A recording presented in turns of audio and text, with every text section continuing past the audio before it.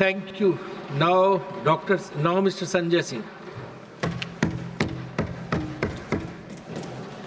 धन्यवाद मान्यवर, आपने इस महत्वपूर्ण विषय पे भारत के संविधान के 75 वर्ष पूरा होने पर जो चर्चा हो रही है, उस चर्चा में मुझे भाग लेने का अवसर दिया, मुझे बोलने का अवसर दिया। मान्यवर, बाबा साहब डॉक्टर भीमराव अंबेडकर जी ने जब भारत का संविधान लिखा तो हिंदुस्तान के सभी वर्गों के बारे में सोचा, सबके अधिकारों के बारे में सोचा, भारत कैसे तरक्की के रास्ते पे जाएगा, कैसे आगे बढ़ेगा, इसको लेके भारत के संविधान को बनाया उन्होंने। और उसमें एक एक करके जो संविधान की मूल आत्मा है वो मैं आपके सामने पढ़ना चाहूंगा कि उनकी मंशा क्या थी, हमारे संविधान की मंशा क्या है। संप्रभु राष्ट्र यानी ऐसा देश जो किसी दूसरे देश के प्रभुता से मुक्त है, अपने सभी निर्णय लेने के लिए पूर्णतः स्वतंत्र है और उस पर किसी बाहरी शक्ति का कोई प्रभाव नहीं होगा।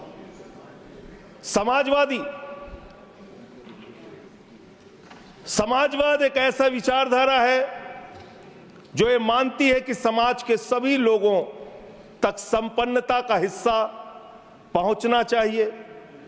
धन संपत्ति भी समाज से ही उपजती है, तो उसका बंटवारा भी शांतिपूर्ण और न्यायपूर्ण तरीकों से लोगों के बीच होना चाहिए। लोकतांत्रिक समाजवाद की ये विचारधारा कहती है कि धन समाज के कुछ लोगों तक सीमित नहीं रहना चाहिए। उत्पादन के साधनों पर लोगों का मिला जुला मालिकाना होना चाहिए। ये भारत का संविधान कहता है मान्यवर। और आज क्या स्थिति है, भारत की क्या स्थिति है मान्यवर, मोदी जी के राज में क्या स्थिति है?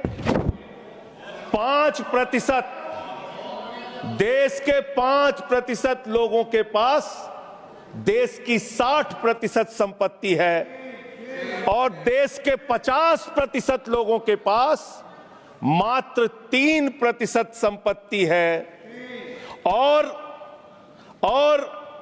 पिछले 2012 से लेकर अगर 21 तक का आप रिकॉर्ड इनका देखेंगे तो 40% संपत्ति 1% लोगों के पास गई है। यह है इनकी समाजवाद की विचारधारा, यह है इनकी बराबरी की सोच, यह किस तरीके से ये भारत के अंदर गैर बराबरी को जन्म दे रहे हैं। समाजवादी आंदोलन में नारा लगता था, जब तक दुखी इंसान रहेगा धरती पर तूफान रहेगा। नारा लगता था रोटी कपड़ा और मकान मांग रहा है हिंदुस्तान। नारा लगता था धन और धरती बट के रहेगी, भूखी जनता चुप न रहेगी। लेकिन आज भारत को इस हालत में इन्होंने पहुंचा दिया है मान्यवर, जहां पर 3% संपत्ति 50% लोगों के पास है और 5% लोगों के पास देश की 60% संपत्ति है। इसके आगे हमारा संविधान कहता है सेकुलरिज्म की बात, धर्मनिरपेक्षता, जिसका खुलेआम आप विरोध कर रहे हैं। ये एक ऐसी सरकार है, हमारे प्रधानमंत्री जी भारत के संविधान पे शपथ लेकर देश के प्रधानमंत्री बने। यहां पे बैठे हुए सांसद संविधान की शपथ लेते हैं, मंत्री संविधान की शपथ लेते हैं, लेकिन संविधान में लिखी हुई बातों को नहीं मानते। धर्मनिरपेक्षता से इनको मतलब नहीं है। हमको अगर दर्शन करना होता है मान्यवर तो हम काशी जाते हैं, महाकाल का दर्शन करने उज्जैन जाते हैं, प्रभु श्री राम का दर्शन करने अयोध्या जाते हैं। लेकिन भाजपाइयों को जब दर्शन करना होता है तो ये मस्जिद में भगवान का दर्शन करने जाते हैं, मस्जिद में भगवान का दर्शन करने जाते हैं।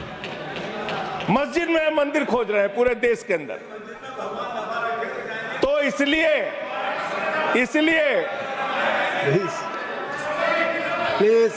इसलिए मान्यवर, इसलिए मैं इनसे कहना चाहता हूं, कृपया घबराओ मत, सीट पर चीखना चिल्लाना शुरू कर देते हैं जैसे ही बोलता हूं, चीखना चिल्लाना शुरू। मान्यवर, ये भारत खोदो योजना चला रहे देश में, भारत खोदो योजना।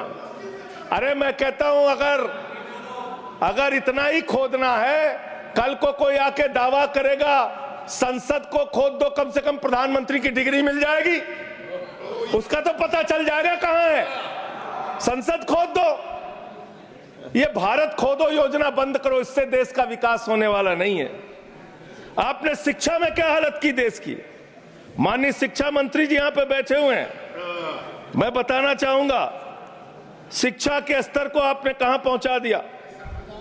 11 लाख, अरे क्या क्या यहां बोला गया, मैंने खूब सुना है, आप ही लोगों से सीखा है। 11 लाख बच्चों को सरकारी स्कूल से दूर किया गया, 11 लाख बच्चों को।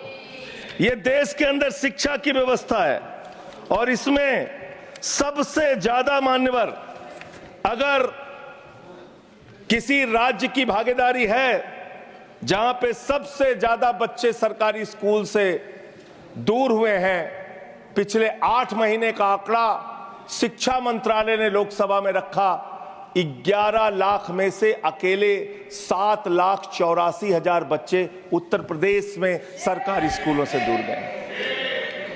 ये कर रहे हैं शिक्षा के नाम पे आप। देश की शिक्षा की व्यवस्था की हालत यह कर दी आपने। 63,000 बच्चे आसाम में सरकारी स्कूलों से दूर हुए। यह सरकार का आंकड़ा, मैं अपनी ओर से नहीं पढ़ रहा हूं। जब सरकार से पूछा गया शिक्षा पे कितना खर्च करते हैं, जीडीपी का कितना हिस्सा शिक्षा पे खर्च करते हैं, पिछले 3 वर्षों से भारत की सरकार जीडीपी पे 0.4% शिक्षा पे ऊपर खर्च करती है, और दिल्ली की सरकार, जहां अरविंद केजरीवाल की सरकार है, हम शिक्षा के ऊपर 25% बजट का हिस्सा खर्च करते हैं मानव। स्वास्थ्य के ऊपर दिल्ली के अंदर 13% हम खर्च करते हैं, और भारत की हमारी सरकार जो अपने आप को कहती है मोदी जी की बड़ी योजनाएं हैं, बड़ी ताकतवर सरकार है, मात्र 2% स्वास्थ्य के ऊपर खर्च करती है। यह इस देश की हकीकत है। कैसे समानता आएगी? कैसे संविधान में लिखी हुई बातों की सुरक्षा हो पाएगी? मैं दिल्ली की बात करूं, अगर एक राज्य सरकार दिल्ली के लोगों ने भी चुना, जिसको आप चलने नहीं देते, बार बार उसके ऊपर रोक लगाते हैं, लेकिन उस राज्य सरकार के काम क्या हैं वो आपको जानना बहुत जरूरी है। एक ऐसी सरकार जिसने,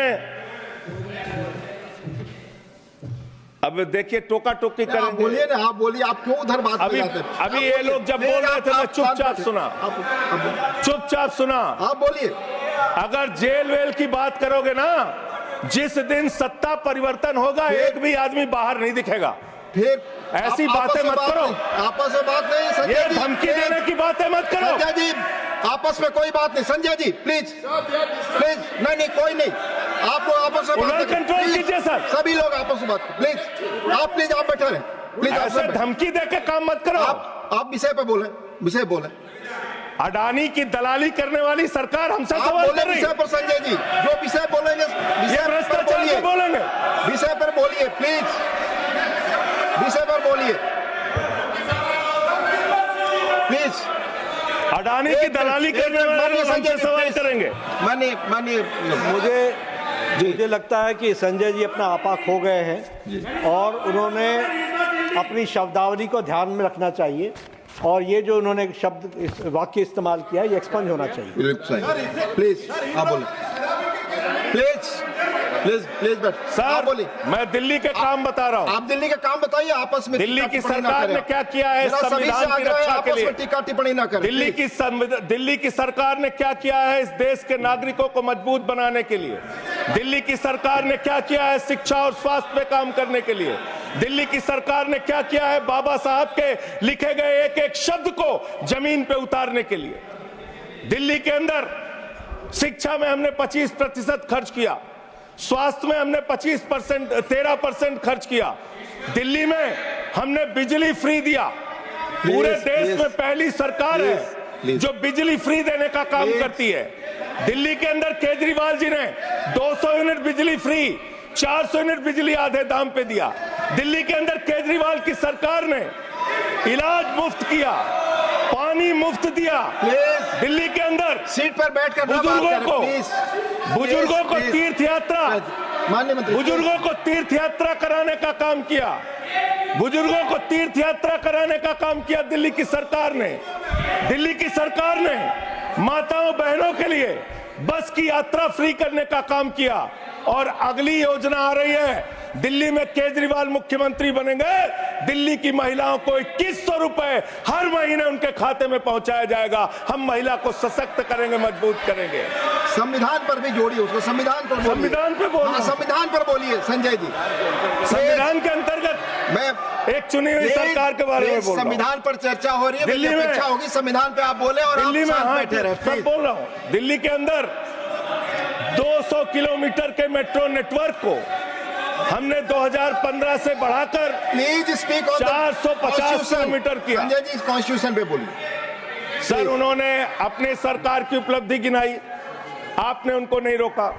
प्लीज, अगर हम दिल्ली में एक चुनी हुई सरकार के काम को बता रहे हैं, हम सबसे आग्रह कर रहे हैं अपने विषय पर बोलिए। जिस राज्य से मैं चुना गया हूं आपसे भी कर रहे हैं, उस राज्य में क्या काम हो रहा है, क्या ये देश इनको दर्द क्यों हो रहा है? प्लीज विषय संविधान इनको पर चर्चा, पेट में तकलीफ क्यों हो रही है? संविधान पे चर्चा है, हर सदस्य से इनको तकलीफ क्यों हो रही है? हर सदस्य से हम अपेक्षा करते हैं संविधान पर बोले। तो दिल्ली में प्लीज जेल 3 घंटे ईडी सीबीआई दे दो, सबको भेज दूंगा। चलो दे दो ईडी संजय जी, आप बोलते हैं, प्रवोक करते हैं, आप इसे पर बोलिए। ये सब चीजें नहीं जाएंगी, ये सब चीजें नहीं जाएंगी रिकॉर्ड पे। प्लीज, वो बोल रहे हैं जेल क्यों आपस गए? में बात न करें, आप बोले संविधान पर। नहीं, आप रोक रहे हैं आप उनको। आपस में बात न करें प्लीज, प्लीज। आप इस तरह टिप्पणी नहीं कर सकते माननीय सदस्यों पर, वो चीजें रिकॉर्ड में नहीं जाएंगी। इस तरह की टिप्पणी सदस्यों पर एक दूसरे पर करना, प्लीज आप विषय पर बोले। सर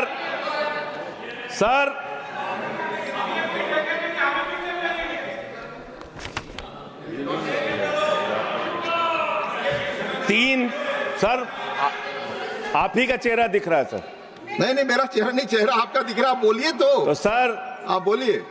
ये लोग भ्रष्टाचार के खिलाफ जब बोलते हैं, भ्रष्टाचार के खिलाफ जब बोलते हैं भाजपा के लोग, तो लगता है ओसामा बिन लादेन अहिंसा पे उपदेश दे रहा है। ये भ्रष्टाचार के खिलाफ बोलेंगे। 3,02,000 करोड़ रुपए का ठेका इन लोगों ने इलेक्टोरल बॉन्ड के नाम पे लिया सर। 3,02,000 करोड़ रुपए का ठेका इन लोगों ने इलेक्टोरल बॉन्ड के नाम पे पर बोलिए दिया है। विषय पर प्लीज सर, विषय पर बोलिए सर जो आप मालूम है कि विषय पर बोले। गाय काटने वाली कंपनी से चंदा लेने वाले लोग मेरे ऊपर सवाल उठा रहे हैं। आपस में बात नहीं, गाय काटने वाली कंपनी से चंदा लेने वाले लोग, प्लीज ये मंत्री का चुनाव है। आप विषय पर बोले संजय सर देश के अंदर एक चुनी हुई सरकार है, संविधान के तहत वो सरकार चुनी हुई है, संघीय ढांचे का जिक्र उस संविधान के अंदर किया गया है, उसको आप क्यों नहीं मानते? दिल्ली की सरकार को क्यों नहीं चलने देते? हमारे सारे काम पे रोक क्यों लगाते हैं आप? आपने सबसे बेहतरीन देश की काम करने वाली सरकार, एक ऐसी सरकार, जब अमेरिका के राष्ट्रपति की पत्नी हिंदुस्तान आई तो मोदी जी ने पूरे देश का हवाला दिया। गुजरात का स्कूल देख लो, मध्य प्रदेश का देख लो, उत्तर प्रदेश का देख लो, हरियाणा का देख लो। उसने कहा हमें केजरीवाल का स्कूल देखना है, मनीष सिसोदिया ने जो स्कूल बनाया है वो स्कूल देखना है। ये काम हमने किया। आज दिल्ली के स्कूल मॉडल की चर्चा पूरी दुनिया में हो रही है, अस्पताल के मॉडल की चर्चा पूरी दुनिया में हो रही है। ये मंत्री है सरकार के। बच्चों शांत हो जाओ, बच्चों हल्ला मत करो, बच्चों शांत, बच्चों हल्ला मत करो, बच्चों शांत। मान्यवर, ये हमारा टाइम खाने की कोशिश कर रहे हैं। दिल्ली के अंदर चुनाव होने जा रहा है। चुनाव भारत के संविधान का एक बड़ा पर्व माना जाता है। संविधान ने हमें ताकत दी, अपने हिसाब से विधायक चुनिए, अपने हिसाब से सांसद चुनिए, वही मंत्री बनता है, मुख्यमंत्री बनता है, प्रधानमंत्री बनता है। दिल्ली में चुनाव क्या हो रहा है? दिल्ली में कैसे चुनाव कर रहे हैं लोग? ये महाराष्ट्र और हरियाणा का प्रयोग, चुनाव घोटाले का प्रयोग दिल्ली में करना चाहते हैं। और वो कैसे करना चाहते हैं? कैसे करना चाहते हैं? ध्यान से सुनिएगा सर प्लीज। दिल्ली के अंदर ये चुनाव घोटाले की मैं रिपोर्ट लेके आया हूं। ये रिपोर्ट आज पूरे देश को पता होनी चाहिए। दिल्ली में जो चुनाव करा रहे हैं मान्यवर, ये घपले से जीतना चाहते हैं। शाहदरा में भारतीय जनता पार्टी के एक पदाधिकारी ने 11,008 वोट कटवाने की अर्जी दी। जनकपुरी में भारतीय जनता पार्टी के 24 कार्यकर्ताओं ने 4,874 वोट कटवाने की अर्जी दी। तुगलकाबाद में भारतीय जनता पार्टी के 15 कार्यकर्ता ने 2,435 वोट कटवाने की अर्जी दी। मानिए आप संविधान पर क्या चुनाव के बारे में बोलना गलत है? आप बैठे प्लीज। क्या संविधान के अंतर्गत चुनाव नहीं होता सर? आप बोले सर, चुनाव के बारे में बोलना गलत है। हाँ तो ये आप गायब। फ्री एंड फेयर इलेक्शन संविधान ने दिया है। तुगलकाबाद में सर, तुगलकाबाद में एक बूथ है, बूथ नंबर 117, वहां कुल 1337 वोट हैं। उसमें से 554 वोट कटवाने की अर्जी 2 बीजेपी के कार्यकर्ताओं ने दी। पालम में भाजपा के 9 कार्यकर्ताओं ने 1641 वोट कटवाने की अर्जी दी। संजय जी, रजौरी गार्डन में सर चुनाव का अधिकार संविधान ने दिया। ऑथेंटिसिकेशन करेंगे सर, चुनाव का अधिकार संविधान ने दिया। जो आरोप लगा क्या हम चुनाव के घपले पे नहीं बोलेंगे यहाँ पे प्लीज? क्या चुनाव के घपले पे नहीं बोलेंगे? इसको चुनाव हाँ ऑथेंटिकेट करूंगा, ऑथेंटिकेट करूंगा sir. I will authenticate please.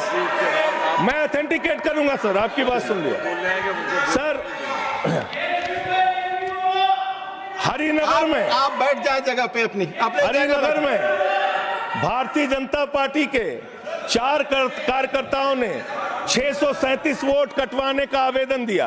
Karawal नगर ने 2 कार्यकर्ताओं ने 3,260 वोट कटवाने की अर्जी दिया। मुस्तफाबाद में एक व्यक्ति ने 534 वोट मैं नहीं कर रहा। I am not एल्डिंग sir, I am not एल्डिंग। Leader of the house, I am not. नहीं सर, ऐसे आप तो फिर ऐसे अलाउ करेंगे। 1 मिनट आपको हम समय देंगे, आप देखिए। Leader of the house. नहीं, मैं एक ही बात स्पष्ट करना चाहता हूं कि जिस संविधान ने ये ताकत दी है कि वो वोटर्स लिस्ट के बारे में जो चर्चा कर रहे हैं कि उसको कटवाने का, वो प्रोविजन भी संविधान के अंतर्गत ही है। और उसमें देखने वाली बात यह है कि ये इतने दिन सत्ता पे कहीं रोहिंग्या और बांग्लादेशी के वोटों पर तो नहीं बने हुए थे। माने संजय जी, इतनी शानदार बात आज की है लीडर ऑफ द हाउस ने सर, मैं इनका नमन करता हूं। इतनी बढ़िया बात इन्होंने कह दी कि मैं इसका जवाब जरूर दूंगा। सर, इन्होंने कहा कहीं ऐसा तो नहीं जिनके नाम काटे जा रहे हैं वो रोहिंग्या हैं।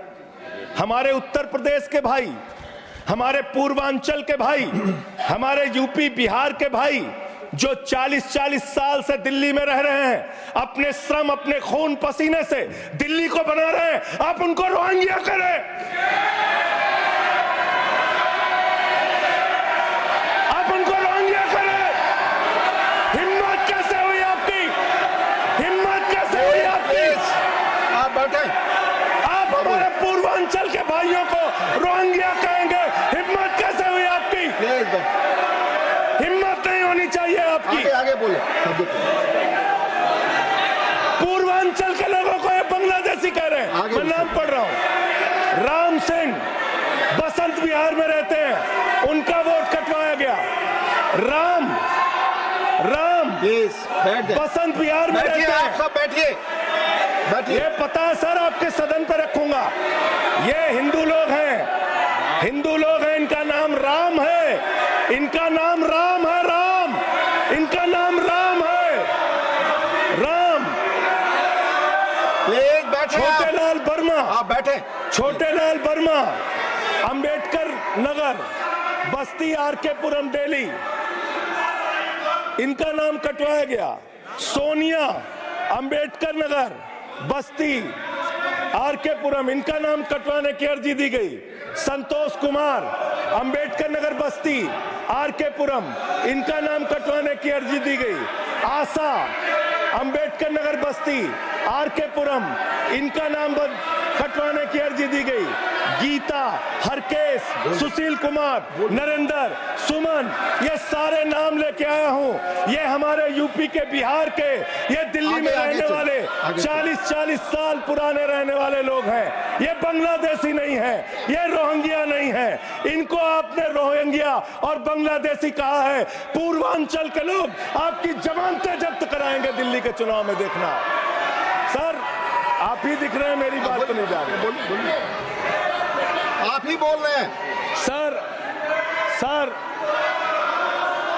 आपको मैंने नाम पढ़ के बता दिया। ये लिस्ट यहां रखूंगा और मैं चाहता हूं ये ऑथेंटिकेट करने के लिए आपने कहा मैं नाम दूंगा। इसकी उच्च स्तरीय जांच कराइए, कैसे इन लोगों के नाम कटवाने की अर्जी दी जा रही है। यही महाराष्ट्र में घोटाला किया इन लोगों ने, यही हरियाणा के अंदर घोटाला किया इन लोगों ने।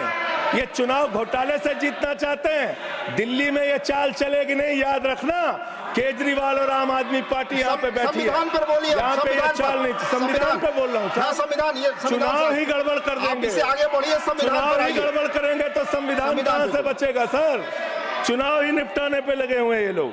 सर दूसरी बात हुई दलितों के अधिकार की और बांग्लादेशी घुसपैठिया। सर पिछले 10 साल से हिंदुस्तान में किसकी सरकार है सर? क्या यहाँ पे ट्रंप की सरकार है?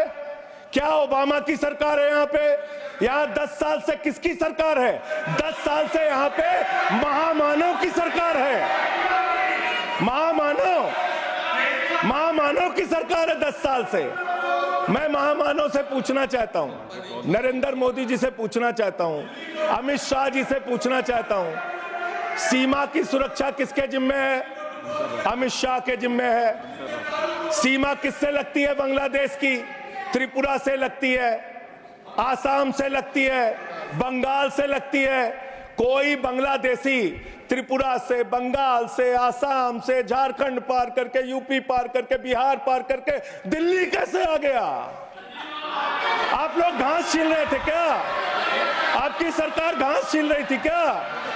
कैसे आ गए भाई यहाँ पे बांग्लादेशी? और 10 साल में 10 बांग्लादेशी घुसपैठिया दिल्ली से भगाया हो तो उसका नाम बता दो, उसका नाम बता दो। 10 साल में 10 बांग्लादेशी घुसपैठिया दिल्ली से भगाया हो तो उसका नाम बताओ ना। राजनीति क्यों करते हो? नरेंद्र मोदी का दोस्त अडानी बांग्लादेश को बिजली सप्लाई करता है। आप विषय पर बिजली सप्लाई करता है। प्रधानमंत्री पर आप नहीं, भारत की बिजली चोरी करके, भारत की बिजली चोरी करके बांग्लादेशियों का घर रोशन करते हो। संविधान पर बोलिए। हमें ज्ञान बता रहे हो, प्लीज हमको ज्ञान बता रहे हो। हजारों करोड़ की बिजली चोरी करके झारखंड की बिजली। सर आप ही आ गए सर, मेरा तो नाम गायब हो जाता हूं मैं। सर झारखंड की बिजली चोरी करके, भारत की बिजली चोरी करके अडानी बांग्लादेश को पहुंचाता है। ये आप ही सब्सिडेट करेंगे इस इसको भी करेंगे। हाँ, करें। जितना आप बोलेंगे सब हाजिर कर देंगे साहब। आप इस सब्सिडेट करेंगे, इसलिए आप लगा रहे हैं। हाँ एकदम करेंगे। ये दोहरी नीति नहीं चलेगी। आपके लड़के कतर के शेखों के साथ बिजनेस करेंगे, दुबई के शेखों के साथ बिजनेस करेंगे, यहाँ मुसलमानों के खिलाफ हिंसा की बात करोगे। मैं एक बात इन लोगों को समझाना चाहता हूं। दिल्ली चुनाव में आ रहे हो, शांति से आना, एकदम शांति से आना। यहाँ पे अगर गंदी राजनीति की, हिंदू मुसलमान किया, तो हमने दिल्ली वालों को सिखा दिया है। जब तुम कहोगे हिंदू मुसलमान, वो कहेंगे स्कूल अस्पताल, स्कूल अस्पताल, स्कूल अस्पताल।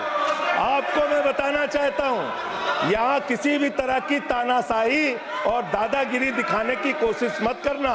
दिल्ली का चुनाव मुद्दों के ऊपर लड़िए, चुनाव का घोटाला मत कीजिए। चुनाव हार रहे हो तुम 3 बार से, तो तुम सोच रहे हो वोटर लिस्ट में गड़बड़ी करा देंगे। इससे काम नहीं चलेगा सर। हम काम की बात करते हैं, दलितों के अधिकार की बात यहाँ पे हुई, दलितों के अधिकार की बात। मान्यवर ST, SC, OBC, ये 3 कैटेगरी, ST, SC, OBC, ये तीन कैटेगरी में भारत सरकार के अंदर ज्वाइंट सेक्रेटरी लेवल पे और सेक्रेटरी लेवल पे 322 अधिकारी हैं। और सरकार का आंकड़ा है, मेरा नहीं। ये क्या कह रहे हैं? ये कह रहे हैं दलित SC कैटेगरी के अनुसूचित जाति 16, ST 13, 39 OBC और 254 जनरल कास्ट के लोग हैं। ये आपका दलितों, पिछड़ों और आदिवासियों के प्रति न्याय है। ये कर रहे हैं आप उनके साथ। लेटरल एंट्री के जरिए आप दलितों, पिछड़ों, आदिवासियों का आरक्षण खा रहे हैं। आप IAS की नौकरी में बहुत सारे बच्चे, 125 बच्चे हैं सर, जिनको इन्होंने क्रीमी लेयर के नाम पे IAS, PCS, IFS बनने से वंचित कर दिया। ये इनका इतिहास है। ये कर रहे हैं दलितों के साथ सर। मंदिरों में घुसने नहीं देते। इनकी मानसिकता ये है, इनकी मानसिकता ये है। इन्होंने अयोध्या में मंदिर का शिलान्यास किया। उस समय हमारे प्रधानमंत्री गए, मुख्यमंत्री उत्तर प्रदेश के गए, राज्यपाल भी गई। उस समय के राष्ट्रपति रामनाथ कोविंद जी को नहीं बुलाया इन्होंने। मंदिर के उद्घाटन में इन्होंने श्रीमती द्रौपदी मुर्मू जी को नहीं बुलाया, क्योंकि वो दलित समाज से थे, ये आदिवासी समाज से हैं। आपकी मानसिकता ये है। 100 वर्ष हो गए RSS को, एक भी दलित, पिछड़ा और आदिवासी आज तक RSS का प्रमुख क्यों नहीं बना? इसका जवाब दो, इसका जवाब दो। आप नफरत करते हैं दलितों से, पिछड़ों से, आदिवासियों से। ये आपकी मानसिकता है। इसलिए आगे कॉन्स्टिट्यूशन पढ़ता हूं सर। आगे क्या लिखा हुआ है? आगे लिखा हुआ है डेमोक्रेटिक, लोकतांत्रिक भारत देश की जनता अपने प्रतिनिधि खुद चुनती है। वोट के माध्यम से सभी के वोटों का महत्व बराबर है।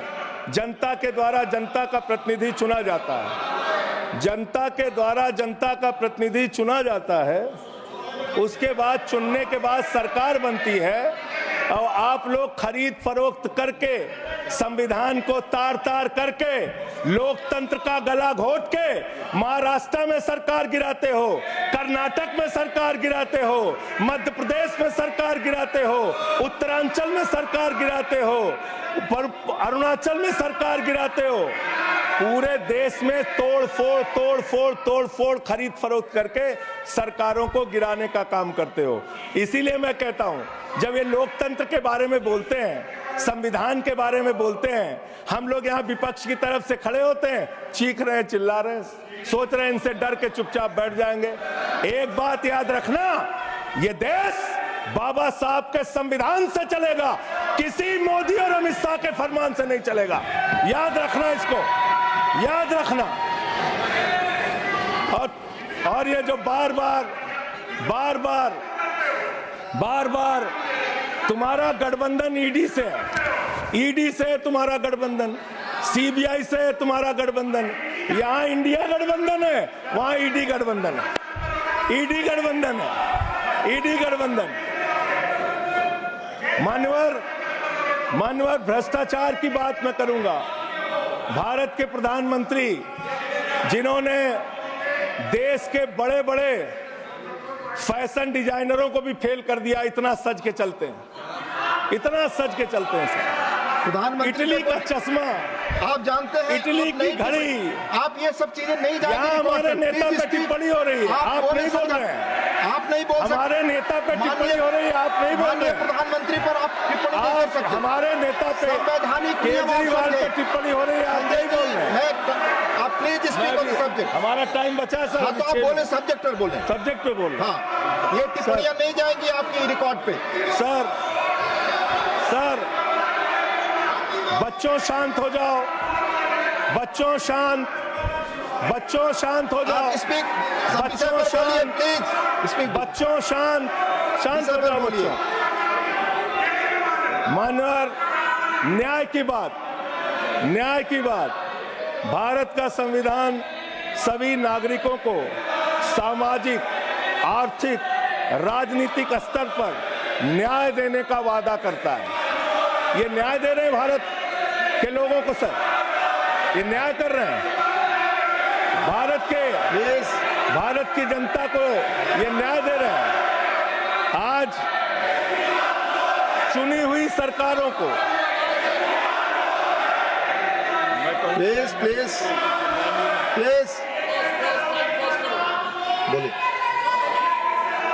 बोलिए अपने विषय पे बोलिए। सर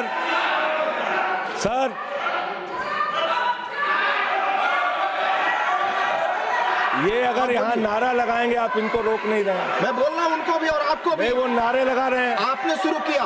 माननीय प्रधानमंत्री पर टिप्पणी नहीं, मैं अगर यहाँ नारा लगाऊंगा, प्लीज आप इस पर बोलिए, संविधान पर बोलिए। तो इसलिए मैं ये कहना चाहता हूं, जरूरत से ज्यादा उतना ही काम करो जितना ठीक लगे। आप इधर बोले, आपस में बात ना करें। जरूरत से ज्यादा मत उड़ो। संजय जी प्लीज, जरूरत से ज्यादा मत उड़ो। संजय जी आप गली में शोर है। संजय जी नरेंद्र मोदी चोर है। कोई बात रिकॉर्ड पे नहीं जाएगी। नरेंद्र मोदी चोर, कोई बात रिकॉर्ड पे नहीं जाएगी। Not go please, it will not go on the record. नहीं, please go back to your seats. नहीं, आप ये गलत, नहीं सर, आप दुरुपयोग कर रहे हैं समय का। कैसे केजरीवाल को बोल रहे हैं? केजरीवाल को कैसे बोल रहे हैं? आप सब पीछे जाए, आप प्लीज, आप पीछे जाइए प्लीज। नागर जी प्लीज आप पीछे जाइए, आप पीछे पर बोलिए। इनको चुप कराइए सर। आपने जो भी प्रधानमंत्री जी पर टिप्पणी की है और जो भी नारे उनके खिलाफ लगाए, ये भी बोलिए कि मुख्यमंत्री पर जो टिप्पणी की है वो भी जाएगा। आप बोलिए, वो भी हट जाएगा। आप पहले बोले, वो भी हट जाएगा। आपका समय खत्म होगा, मैं खत्म करूंगा प्लीज। मान्यवर, पिछले दिल्ली के अंदर कानून व्यवस्था की क्या हालत है? कल हमने महिला अदालत किया दिल्ली में। देश की राजधानी दिल्ली आज अपराधों से सहमी हुई है, परेशान है। क्या हालत है सर? 2019 से महिलाओं के खिलाफ अपराध में दिल्ली में 41% वृद्धि हुई है। 14,000 महिलाओं के खिलाफ अपराध, हिंसा का अपराध, बलात्कार का अपराध 1 साल के अंदर हुआ है। हर दिन दिल्ली के अंदर 3 से 4 रेप की घटनाएं हो रही हैं और 2019 से 3500 रेप की घटनाएं हुई और प्रतिदिन दिल्ली में 5 से 6 महिलाओं को असॉल्ट किया जाता है। ये आंकड़े हैं सर। 11 महिलाएं और बच्चियां प्रतिदिन किडनैपिंग का शिकार होती है दिल्ली में। ये दिल्ली की हकीकत है। देश की राजधानी में 33% रेप की घटनाओं में और 41% किडनैपिंग की घटनाओं में देश के 19 शहरों के मुकाबले वृद्धि हुई है। दिल्ली के अंदर ये कोर्ट है, सारे रिकॉर्ड रख दीजिएगा। हाँ रख दूंगा। ये कोर्ट, दिल्ली के कोर्ट में सर आपको जान के हैरानी होगी, देश की राजधानी है दिल्ली, दिल्ली के कोर्ट में हत्या की घटना हुई। जज के सामने हत्या सर, जज के सामने हत्या की घटना हुई। आप बताइए प्लीज, ये नारे न लगाए, रिकॉर्ड पे नहीं जाएगा आपके नारे। प्लीज कृपया कृपया नारे न लगाएं आप, प्लीज।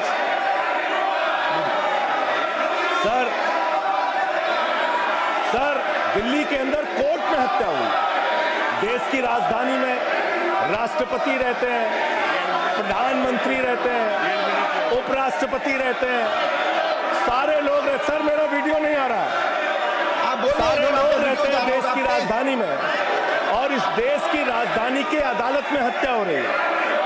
इसलिए मान्यवर, मैं आपके माध्यम से अनुरोध करना चाहता हूं, अंत में एक बात कह के, आज जब मैं आ रहा था, काशी लंका में रेहड़ी पटरी वालों की दुकानें तोड़ी जा रही हैं, गरीबों को उजाड़ा जा रहा है। जिस राजधानी दिल्ली में हम लोग रहते हैं सर, झुग्गी बस्तियों को तोड़ा गया, झुग्गी बस्तियों को उजाड़ा गया, और हर साल का आंकड़ा है, मैं आपके सामने रखा। मेरा आग्रह होगा, प्लीज अपने सीट पर जाएं, please.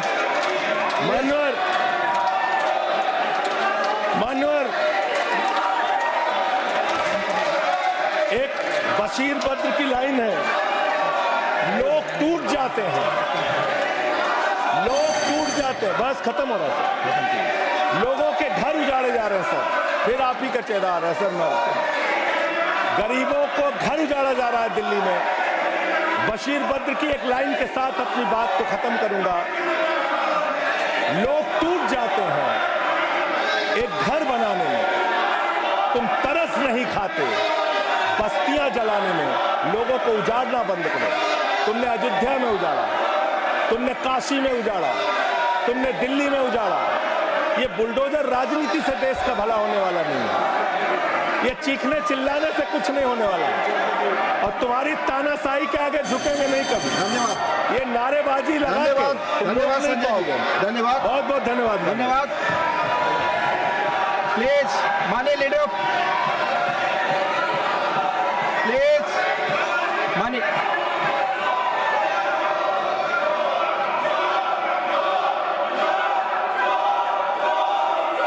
Leader of house, please no, please. आप एक दूसरे पर टिक्का टिप्पणी और इस तरह के नारे न लगाएं, प्लीज प्लीज प्लीज। नो, आपस में बातें, प्लीज। माननीय एलओपी, आप कुछ बोलने वाले थे। नहीं, माननीय लीडर ऑफ हाउस, 3 बातें बताना चाहता हूँ। जी। पहली बात, जो संजय सिंह जी ने कही कि फलाने राम फलाने राम फलाने राम, संविधान में, इलेक्शन कमीशन में पूरा अधिकार है किसी व्यक्ति को किसी के वोट कर ऑब्जेक्शन करने का, और ऑब्जेक्शन में रीज़न देने का होता है। जिन लोगों ने भारतीय जनता पार्टी की तरफ से ऑब्जेक्शन दिया है तो साथ में रीज़न भी दिया है, और वो चाहे पूर्वांचल हो, चाहे रोंगिया हो, चाहे बांग्लादेशी हो, चाहे घुसपैठिया हो, वो सब उसमें आते हैं। दूसरी बात, इसलिए इसको राजनीतिक रंग देने की जरूरत नहीं है। इसको संजय जी प्लीज बैठिए। आप प्लीज बैठिए। मैं आपसे आग्रह करता हूं, संजय जी प्लीज बैठिए। ये आपस में गला फाड़ प्रतियोगिता ना करें, प्लीज बैठे, प्लीज। हाँ, इसको संविधान के नजरिए से देखने की आवश्यकता है, और आज हम संविधान पर चर्चा कर रहे हैं। इसको राजनीतिक रंग देने की जरूरत नहीं है। दूसरी बात आपने कही, सरकारें गिरा दी। अरे भाई, मध्य प्रदेश में हम 5वीं बार चुन करके आ गए, उत्तर प्रदेश में हम दूसरी बार लगातार आ गए। आपने महाराष्ट्र के बारे में कहा कि खरीद फरोख्त हुई, महाराष्ट्र ने landslide victory Bharatiya Janata party को दी। अरुणाचल प्रदेश में राउत साहब लैंडस्लाइड, आप तो उस दिन बोल रहे थे कि मैं तो विश्वास ही नहीं कर पा रहा हूं, लैंडस्लाइड। और अरुणाचल प्रदेश में लगातार तीसरी बार आ गए हम, गोवा में लगातार हम तीसरी बार आ गए। हम हैट्रिक बना रहे हैं और जनता के आशीर्वाद से आ रहे हैं, और वह समय दूर नहीं जब दिल्ली में भी आएंगे।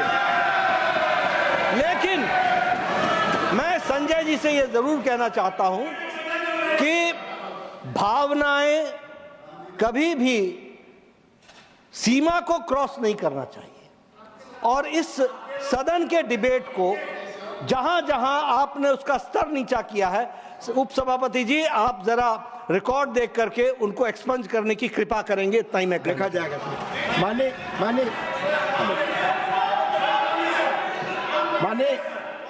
माननीय भूपेंद्र जी, आपने बीच में संकेत दिया था। माननीय भूपेंद्र जी प्लीज, आप बोल चुके हैं, प्लीज बोल चुके हैं। सर, नियम 238 है, उसके 2 बिंदु हैं। 238 का 1 है, ऐसा कोई तथ्यात्मक विषय जिसमें न्यायिक विषय विचाराधीन हो। Election commission quasi judicial authority के रूप में काम करता है। आपको अगर ऑब्जेक्शन है तो वहाँ डिसीजन के लिए अभी फैक्ट पे विषय पेंडिंग है, तो ऐसे तथ्यात्मक विषय को यहाँ पर उल्लेख नहीं कर सकते क्योंकि आप खुद ही गए हुए हो।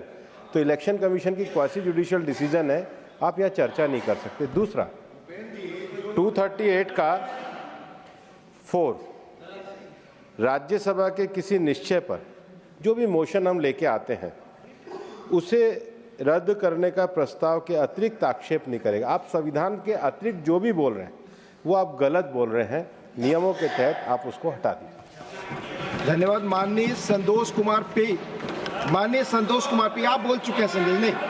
माननीय संतोष कुमार पी, माननीय संतोष कुमार पी, प्लीज आपकी बात रिकॉर्ड पे जाएगी। संतोष कुमार पी, संजय जी बैठ जाए, बैठ जाए, बैठ जाए।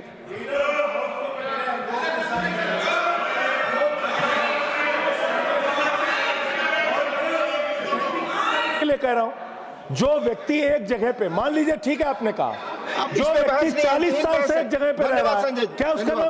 माननीय संतोष कुमार पी, आपकी बात रिकॉर्ड पे जाए please. Thank you, Deputy Chairman.